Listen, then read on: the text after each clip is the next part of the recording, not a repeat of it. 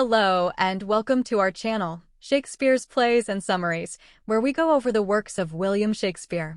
Be sure to subscribe and check out our library of videos. Okay, so let's talk about Romeo and Juliet, and I mean really talk about it, not the version you probably had to read in high school.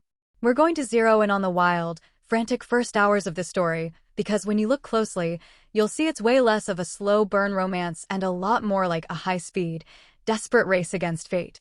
So, you think your family has drama? Trust me, it has nothing on 16th century Verona.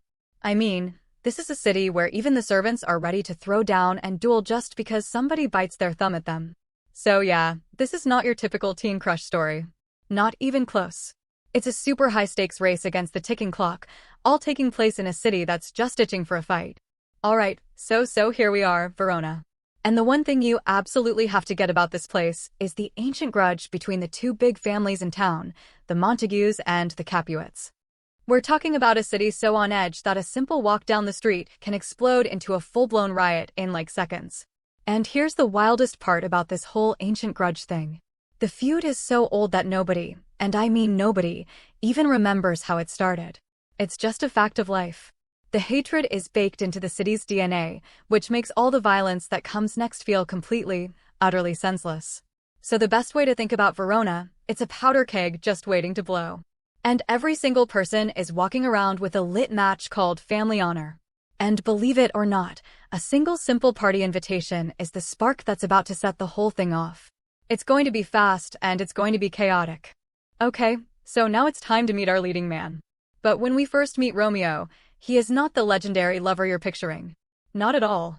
He's basically a moping, heartbroken teenager holed up in his dark room, completely obsessed with this girl named Rosalind, who, by the way, wants absolutely nothing to do with him. You know, his friend Benvolio is just so over the drama. He basically tells him, dude, the only way you're gonna get over this girl is to find a new infection for your eyes. Which is a pretty weird way of saying, hey, let's go look at some other pretty girls and maybe you'll get some perspective. And this is where fate, or, maybe just pure dumb luck, steps right in. A servant from the Capulet family, who can't read, bumps into Romeo and asks for help reading a guest list for a big party they're throwing. And guess whose name Romeo spots on that list? Yep, Rosalind. So what do? Well, even though showing up at the Capulets' house is basically a death wish for a Montague, Romeo and his buddies decide to put on masks and crash the party. And the whole reason? Just so Romeo can maybe, possibly, get a glimpse of Rosalind. Of course, he never even finds Rosalind. Instead, he sees Juliet from across the room and boom, everything changes in an instant. He says she's like a rich jewel in an Ethiop's ear.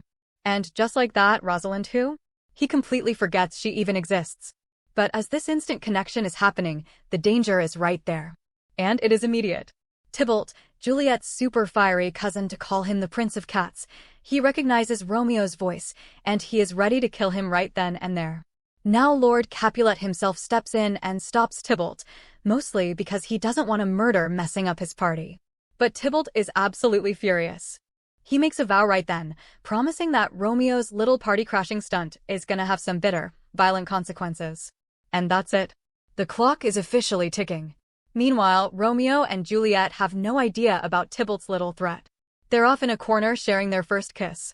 It's only after they're pulled apart that they each find out the devastating truth. They're star-crossed. They've just fallen head over heels for the one person in the entire world they're supposed to hate. So what does Romeo do now that he has this terrible, world-shattering news?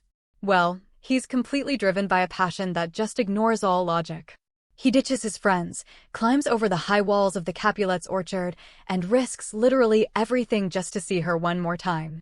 And this, of course, is what leads us to the iconic balcony scene. Romeo is hiding down in the shadows, listening to Juliet basically talking to the stars, asking the universe why his name, why being a Montague, is the thing that has to keep them apart. And this isn't just flirting anymore. Oh no, they go all in. They make a pact. I mean, the speed of this is just insane. Incredible. Let's just recap, right? They meet and kiss at like 9 p.m. A couple hours later, around 11, they're on the balcony declaring their undying love for each other. And by the time the sun comes up, they've decided that the only possible solution is to get married in secret, like right now. So the second dawn breaks, Romeo runs straight to his mentor, Friar Lawrence. And the friar is a really fascinating guy, right? He's a man of the cloth, but he also studies plants and herbs, so he totally gets their dual nature, how the same plant can have the power to both heal and to poison. So at first, the friar's just completely shocked that Romeo's over Rosalind so fast. I mean, who wouldn't be? But then a little light bulb goes off. He sees this golden opportunity. He starts thinking, maybe this secret marriage could be the one thing, the only thing that could finally turn their family's hatred, their rancor into pure love. He thinks this could end the feud for good. So he agrees. He'll do it. He'll perform the secret ceremony. But not before he gives Romeo this really chilling prophetic warning. He says, these violent delights have violent ends. He's basically telling him, hey kid, things that start this hot and fast, they often burn out just as violently. And do you think the lovers listen to this warning? Of course not. They are way too caught up in the moment. So, with Juliet's nurse acting as the go-between, the plan is put into motion. And by the end of that very same day, we're talking less than 24 hours since they first laid eyes on each other, Romeo and Juliet are secretly married.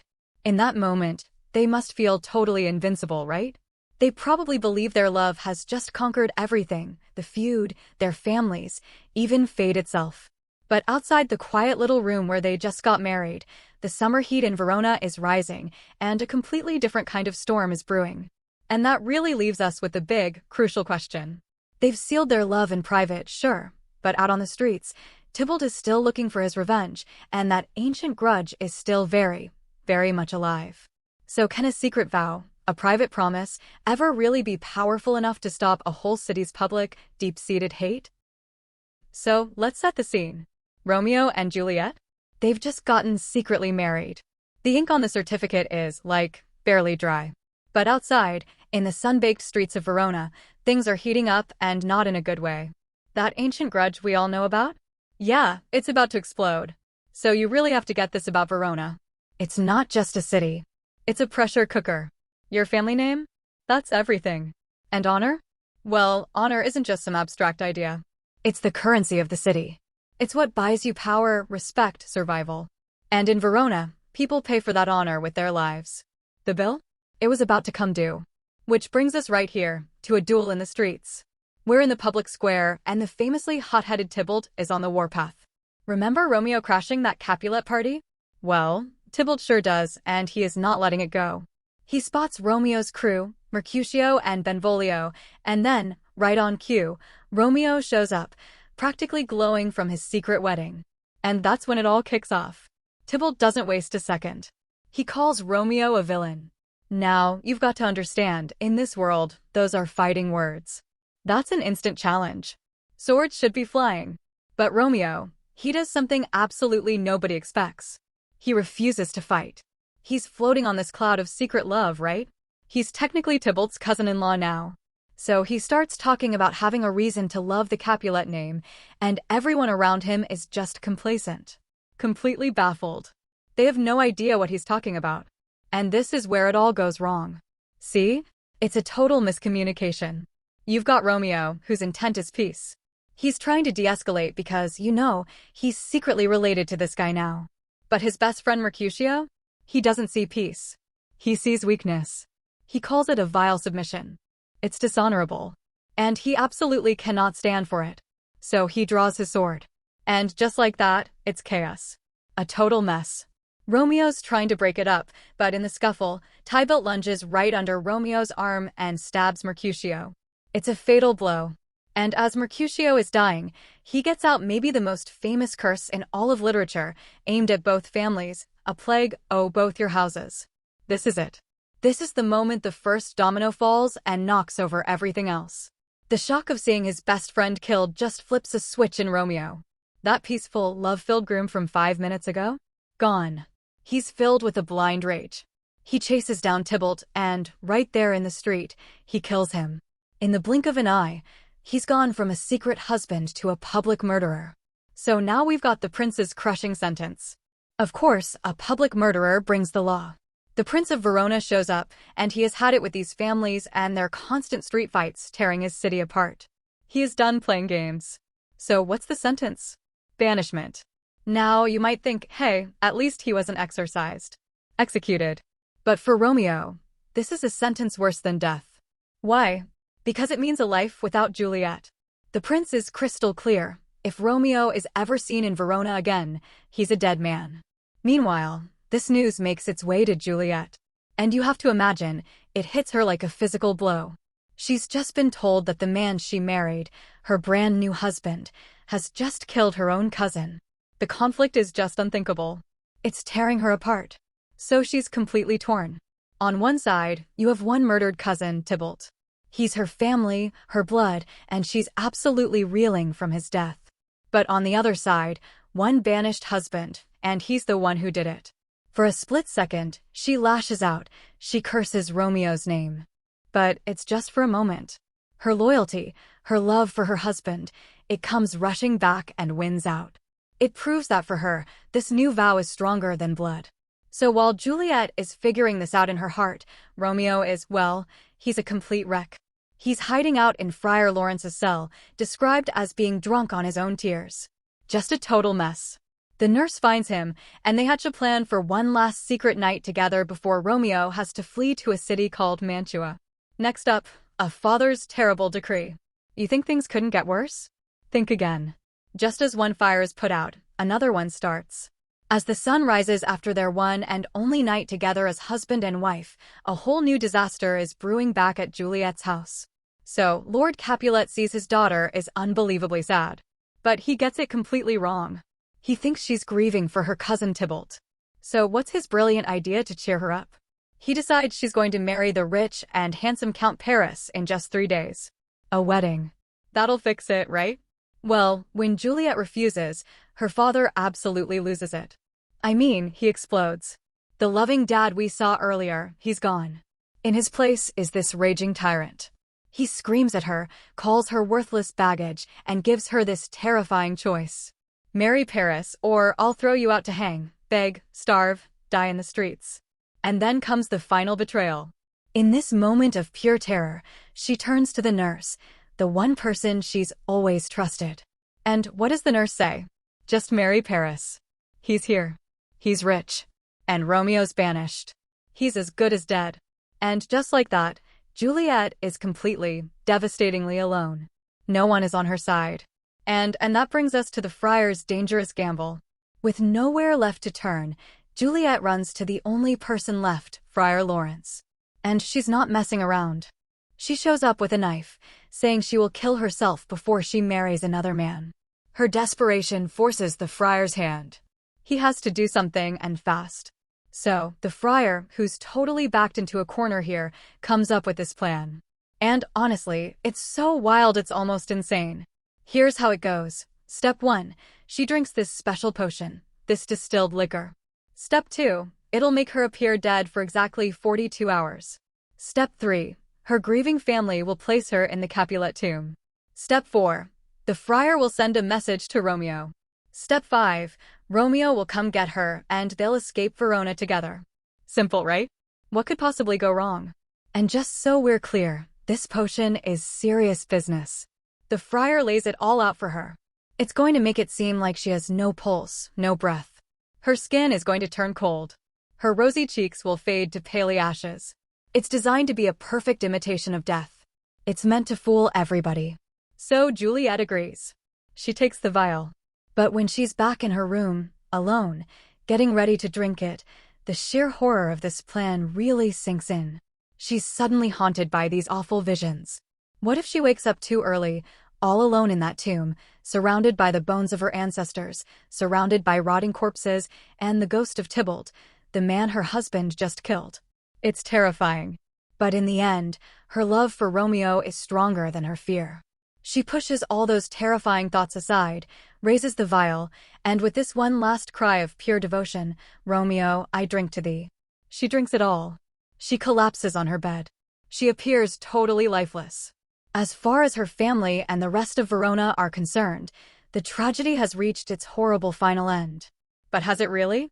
Or has the biggest, most dangerous domino of all just been tipped over? So this is it. The stage is set for the final heartbreaking act. We're in the Capulet family tomb, and Juliet, well, she appears cold and lifeless. But the crucial thing is, she's alive and miles away in Mantua.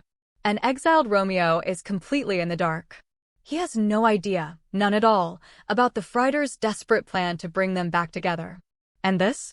This is the exact moment where it all goes wrong. The star-crossed luck of our lovers, it runs out. And you want to know why? It all hinges on one single undelivered letter. And that one little mistake is about to set off the most catastrophic chain of events imaginable. So let's jump over to Mantua, right? Romeo's there, anxiously waiting for any word from Verona. And get this, he's just had this incredibly prophetic dream. He dreamt that he was dead and that Juliet came and woke him up with a kiss.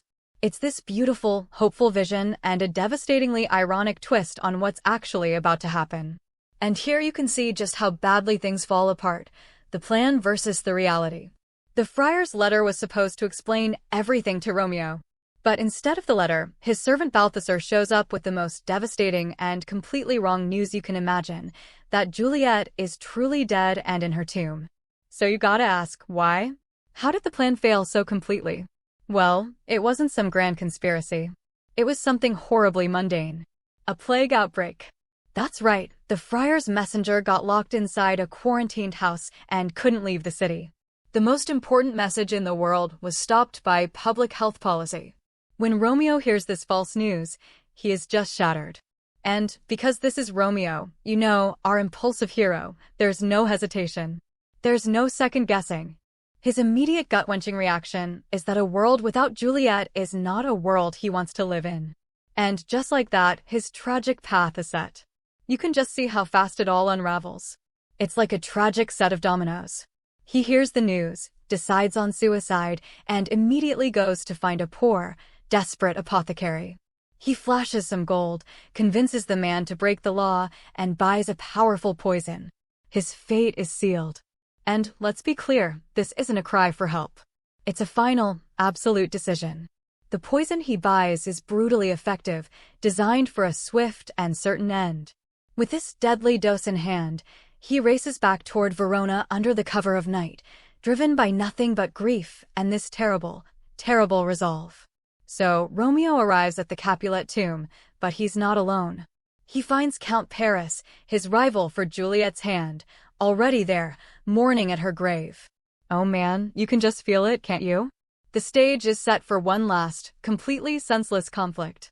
Paris recognizes Romeo, the man who killed Tybalt, and he assumes the worst, that he's there to desecrate the tomb. So he confronts him. A fight breaks out and Romeo, consumed by grief and with absolutely nothing left to lose, quickly overpowers and kills Paris, another victim of this tragic misunderstanding. After killing Paris, Romeo breaks into the vault. This is it. This is the moment he's been racing towards. He opens the tomb just to see his beloved one last time, and he finally lays his eyes on Juliet. And right here, we get the most crushing irony of the entire play. Romeo is just stunned by how beautiful Juliet still is. He even says that death's pale flag is not advanced there, that she doesn't really look dead. And the thing that just guts you is he's right. She isn't dead. In fact, she's just beginning to wake up. He misses the truth by mere moments. He gives her one final kiss, drinks the poison, and collapses dead right there beside her. And then, just minutes later, Friar Lawrence rushes in, only to find a scene of absolute carnage, the bodies of Paris and Romeo.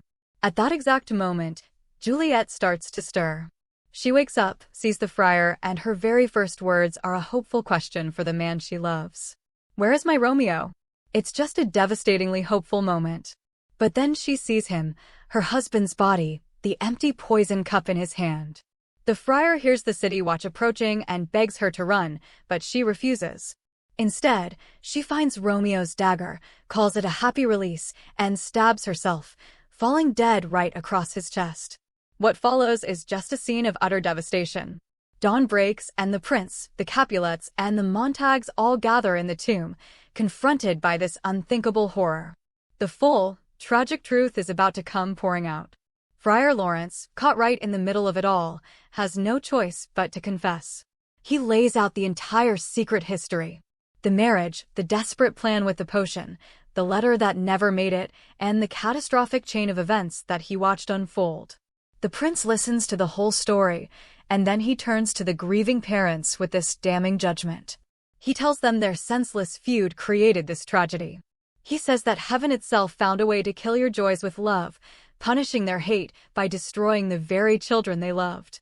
So we arrive at the final, brutal calculation. With the truth finally out in the open, the families are forced to confront the true cost of their hatred. So, what does this glooming piece actually look like? The final body count is just stark. 6 people are dead as a direct result of this feud. You've got Mercutio, Tybalt, Count Paris, and even Lady Montague, who died from grief over her son's exile. And of course, Romeo and Juliet. 6 lives lost. And this is what it took. Only in the face of this absolute shared loss do Lord Capulet and Lord Montague finally see how pointless their fighting was. They drop their weapons and they shake hands over the bodies of their children. Think about that contrast for a second. Their hate brought years of conflict and death. But their children's love, it brings a final, costly promise. They vowed to end the fighting and build these magnificent statues of pure gold for each other's children to make sure the story of the true and faithful Juliet and her Romeo is never forgotten. So the story doesn't really end with a victory, does it? It ends with a warning. A peace that's bought with the lives of the young is a sad, shadowed peace indeed. And it leaves us all to ask, what is the ultimate price of hate? And is any reconciliation truly worth the cost of such a tragedy? Thanks for listening to Romeo and Juliet. If you loved this summary, check out our bookstore, the Athenaeum Hub.